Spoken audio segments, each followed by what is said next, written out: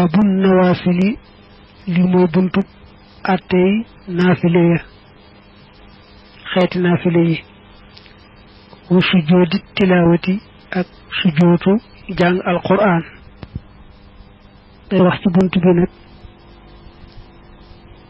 lan mooy àttey naafile yi ak lan mooy àtte sujootu alquran ak yan bi rek ci alquran lañuy digle ku ca sujoot wa yundabu def na sopp an naflu naafila fa waawut kon na nga taqoo fi'luhu ak defam naafila ci ràkka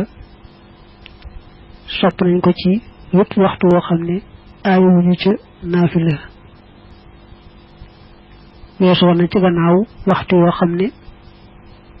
dañ ca araamal naafila ak yoo xam nañ ko ca sib waxtu yu bokk te yooyu nag saa yoo sawaree rek sopp nañ nga naafila li mu ràkka yoo mën gën gaa néew ñaar mu wax nag yenn yi nga xam ne ñoo gën a ràññiku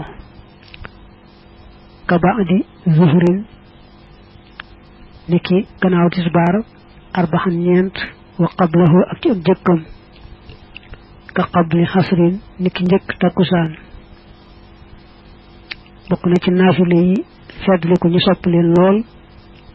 bala ngaa julli tisbaar naafila ñeent rakka ñaar sëlmal boo jullee tisbaar ba àggalit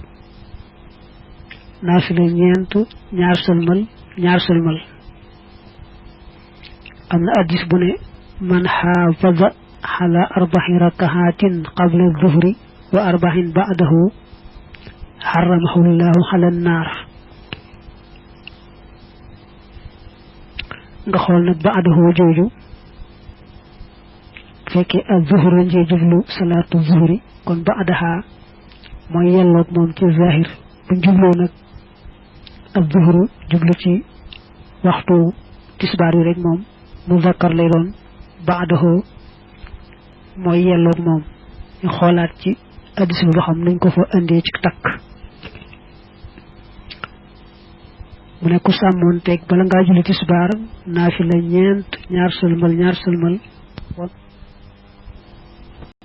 gannaaw tisbaar it naafila ñeent ñaar sëlmal yàlla araamal sa yaram ci sawara ba tey takkusaan bala nga ko julli sopp nañ naafila ñeent rakka ñaar sëlmal addis ba nee na rahimallahu mra'an salla qabla alxasri arbaa képp koo xam ne naafila nga ñeent rakka njëkk takkusaan yal na la yàlla dolli yërmande te ñaanu woonante bi moom lu ñu nangu lay doon waaye buy fàtte ni fu mu ci mën doon rek day fekk waxtu wa yaatu nga xam loolu xaj na ca waaye bu waxtu wa xatee rek naafila daal di araam shidduhu na nga ko dolli moom naafila ba'dal maghribi ci gannaaw timis sopp nañu naafila gën gaa néew ñaari rakka suñ mag bi daana digle ku sëlmal timis julli ñaari rakka bu jëkk fatiha qul yaa kaafiroon rakka bu ñaareel fatiha qul huwallahu ahad ñu wax nag juróom benn rakka moo ci gën a mat ci gannaaw timis hadis bi daa wax ne man salla ba'dal maghribi sitta rakahat lam yatakallam baynahunna bi su'in haddal na lahu xibadata snatay ashrata sana wa fi riwayatin ghufirat dhunubuhu wa in kanat misla zabadil bahr ku julli naafila gannaaw timis juróom benn rakka te diggante bu waxu fa benn baat bu aay day mel ne kon jaamu na yàlla fukki at ak ñaar jaamu yàlla gu mat gu rafet dana nett li ne kon ni jégal ko ay bakkaaram doonte daa toll ni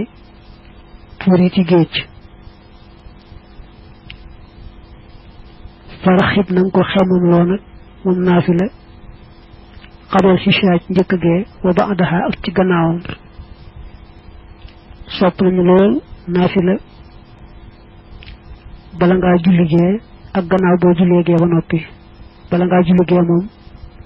gën gaa néew ñaar rakk loo ci yokk baax na gannaaw gee nag moom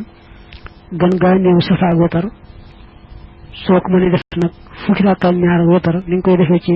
weeru koor wi loola ciy gën duhan